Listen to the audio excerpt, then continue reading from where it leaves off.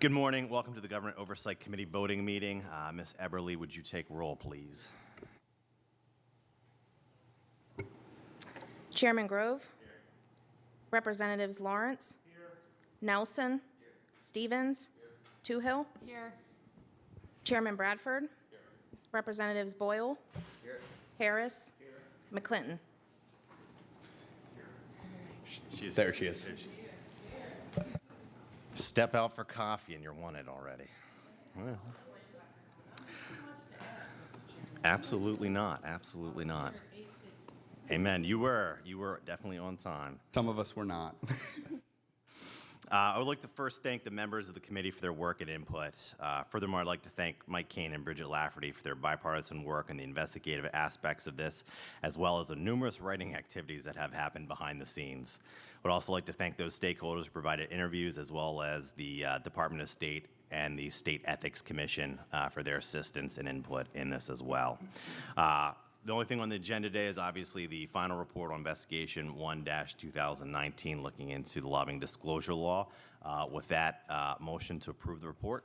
Chairman Bradford. Motion. Second by Todd Stevens. And any opening comments, Chairman?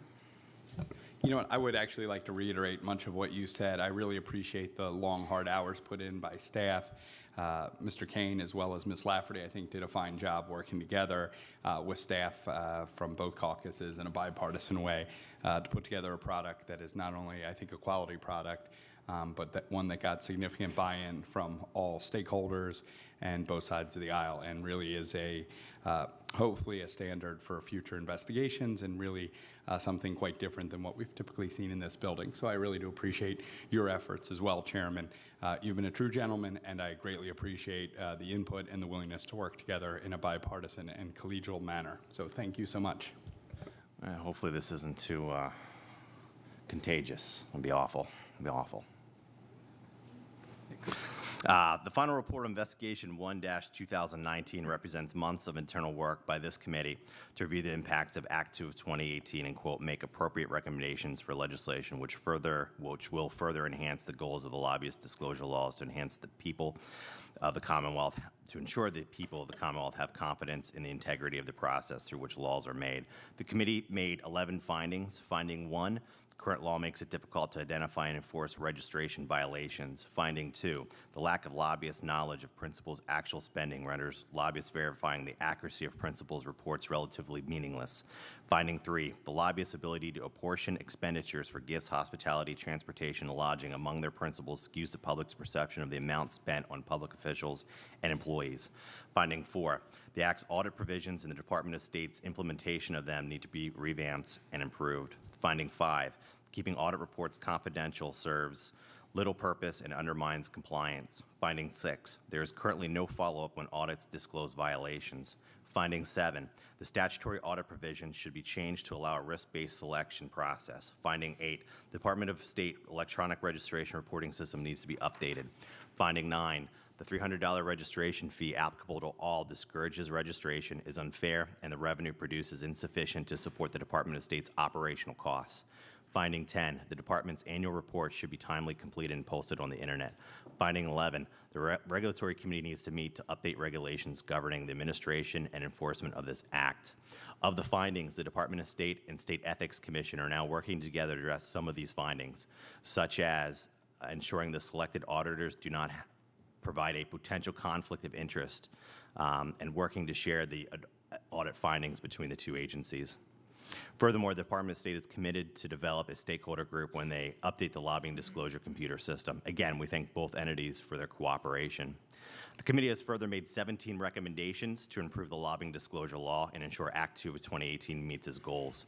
The committee recommends actions taken by the General Assembly as follows: enact legislation to make lobbyists the primary reporter, reinforces $1 reporting. Audits, enact legislation to add a provision that auditee selection will be done by risk, enact legislation to remove the confidentiality requirement, enact legislation to remove the potential for conflict of interest to ensure auditors are not principals during the audit period, enact legislation to ensure Department of State can communicate audit findings with the State Ethics Commission, enact legislation to clarify what Department of State and the State Ethics Commission are to provide in their annual reports and provide a date for when they need submitted.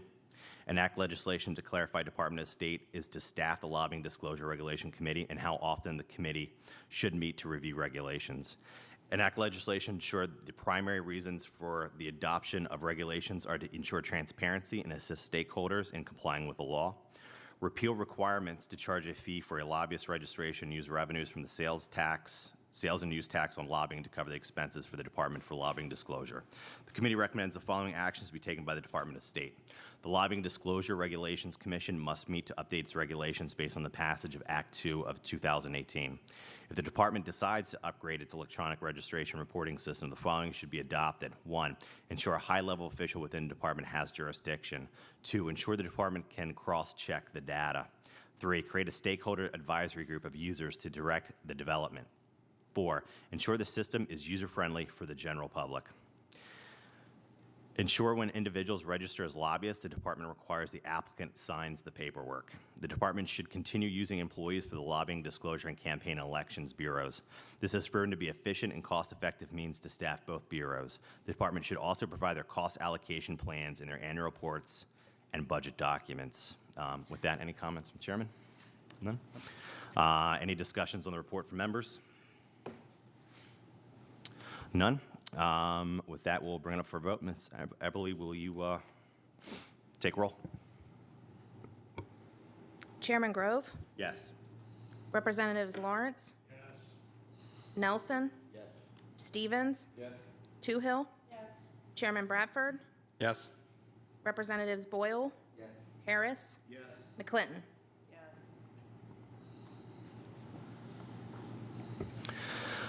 Thank you. With that, the report will be submitted to numerous individuals and posted on the committee's website on LDPnet as well as my website, and if anybody else on the committee wants to post it to their website as well. I'd like to thank again Chairman Bradford for his help on this endeavor. As we're trying to build bipartisan, fact-based oversight on this committee, it takes patience, understanding, and open communication. I believe the process we've put into place, and as Chairman Bradford and I discussed the process post-mortem, I believe we have an opportunity to strengthen this committee and our internal processes. I would also like to thank Governor Wolf's Legislative Secretary Will Danowski and Chief of Staff Mike Brunell. We have had several meetings with them and have been able to build a level of trust and cooperation, which will only add benefit to our work in the future. Without any closing costs? No, and again, I would reiterate everything you said. I think the administration deserves kudos for working cooperatively, and I think it really is a good report and worthy of the unanimous support of the committee. With that, we are done. Thank you.